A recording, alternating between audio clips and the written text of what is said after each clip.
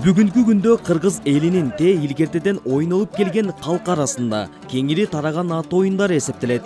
Эржирөөк тайманбаз чыныгы мырзалардын арасында жүргүзүлгөн улуттук оюндардын катарын көк бөрү да толуктайт.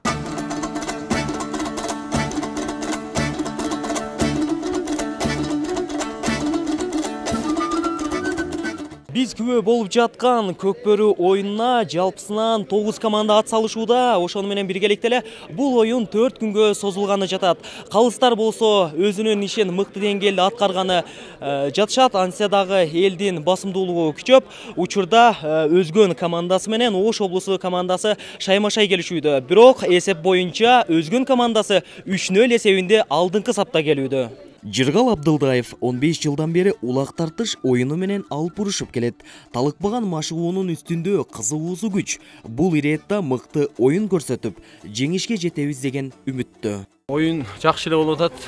Бул спорт мындай деп айта албайбыз. Ийгилик болсун деп аттарды растап, оюнчулар менен такташып сүйлөшүп турабыз. Кудай кааласа айыр берсин деген ой менен турабыз.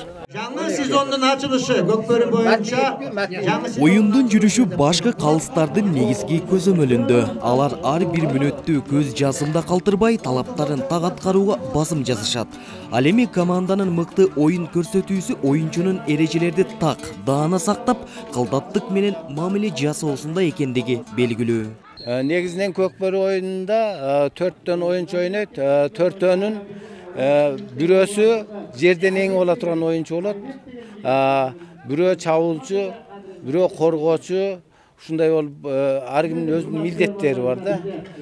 Тайказанга ким жакшы таштаса, кимдин аты жакшы болсо, жана күлүк болсо, ошол оюнчуга өткөрүп берет да, чыгып кетет.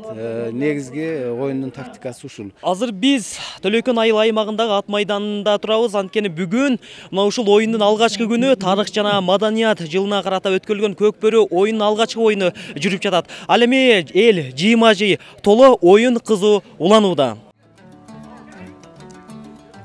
3 жылдан бери уюштурулбай калган саамалыкта быйыл өзгөчөлүк бир топ. Баштан аяк жетишерлик деңгээлде көңүл бурулгандыктан алыскы аймактардан келген күйөрмандардын саны арбын. Жалал Абад областынын Токтолу районунан келдик. Атайын алыс жер, эң биздин алыс жер. Мынагы Ош областында ушу Норста чоң оюн болуп атат деген атайын жер артып, ат картып дегенде кыргыздар айтканда ошол тараптан келдик. Мына оюнуңар жакшы экен, стадионуңар, ипподромуңар жакшы экен, бардык жагы жакшы экен негизче. Условия бар экен. Бул жерде только ойнош керек экен. Аба ырайынын өзгөргөнүнө карабастан элдердин маанайы жогору. Бардык кыймыл-аракеттер ар биринин көңүл чордонунда. Жада калса ызы-чуу, кыйкырык, колдоолор катышкан оюнчуларга дем күч берип турду.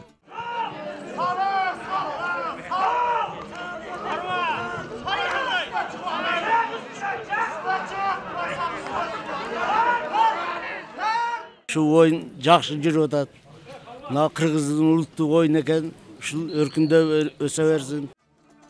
Кыргыздардын жылкыга жасаган өзгөчө мамилеси, ат оюндарына кызыгуусу байыртан эле болгондугу маалым. Илгертеден эле кыргыздардын бир да майрамы көк бөрүсүз өткөн эмес. Айтор аталган оюндун тарыхы кыргыз элинин басып өткөн жолу менен тыгыз байланыштуу. Элибиз көз карандысыздыкка карай улуу жолдо улуттук маданиятын жоготпой сактап келгендей эле көк бөрүнү да унутушкан эмес. Кыргыз баласы шамдагайлыкка, ыкчамдыкка тарбиялаган бул оюн муундан муунга өтүп келүүдө. Улан Мамашеров, Эмилбек Каныбеков, Илимбек Эмилбек уулу, Таң нуру программасы.